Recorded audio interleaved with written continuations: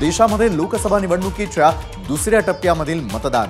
पुलोदच्या सरकार स्थापनेवरून धनंजय मुंडेंचा शरद पवारांवर हल्ला बोल, तर नाशिकच्या उमेदवाराची घोषणा कधी होणार?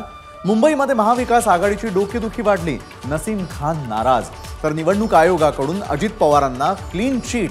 तर बॅलेट पेपर संदर्भातील याचिका फेटाळल्याने देशामध्ये यापुढे ईव्हीएम नच मतदान होणार। या बातम्यांसह आता पाहूयात सविस्तर महाराष्ट्र देशा कौल मराठी मनाचा।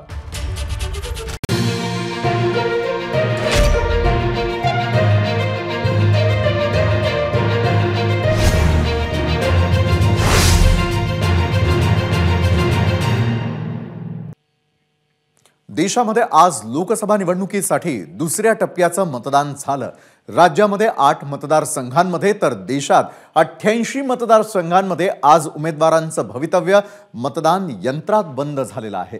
संध्याकाळी 5 वाजेपर्यंत राज्यामध्ये 53.51% मतदान झालं, तर देशात एकूण 64.23% इतकं मतदान झालंय। विदर्भात बुलढाणा, अकोला, अमरावती, वर्धा, यवतमाळ, तर मराठवाड्यामध्ये हिंगोली, नांदेड, परभणी इथे आज मतदान झालं।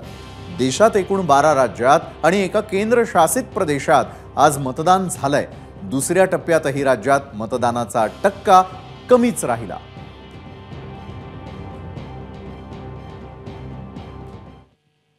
तर राज्यामध्ये आज विदर्भातल्या 5 आणि मराठवाड्यामधल्या एकूण 3 जागांवर मतदान पार पडलंय।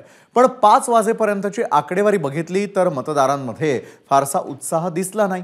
2019च्या तुलनेमध्ये तर हा उत्साह खूप कमी होता। ग्राफिक्सच्या माध्यमातून आता पाहूयात या 2 निवडणुकांमधल्या मतदानाची नेमकी टक्केवारी किती होती ते। तर टक्का घसरलाय, उमेदवारांना त्यामुळे धाकधूक निर्माण झालेली आहे। मतदारसंघ जर आपण पाहिला तर बुलढाणा या ठिकाणी 2019 साली 57% मतदान झालं होतं। यंदा कमी होऊन संध्याकाळी 5 वाजेपर्यंत 52.24% मतदान।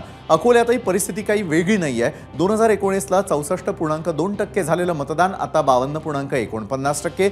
अमरावतीमध्ये देखील टक्का घसरला, 63.8% इतकं मतदान 2019ला झालं होतं। 2024ला हीच आकडेवारी 54.5%। तर वर्ध्यामध्ये देखील 64.2% इतकं मतदान 2019ला झालं होतं। 2024ला ही टक्केवारी कमी होत 56.66% इतकं मतदान झालंय, जे संध्याकाळी 5 वाजेपर्यंत झाल्याचं नोंदवलं गेलंय।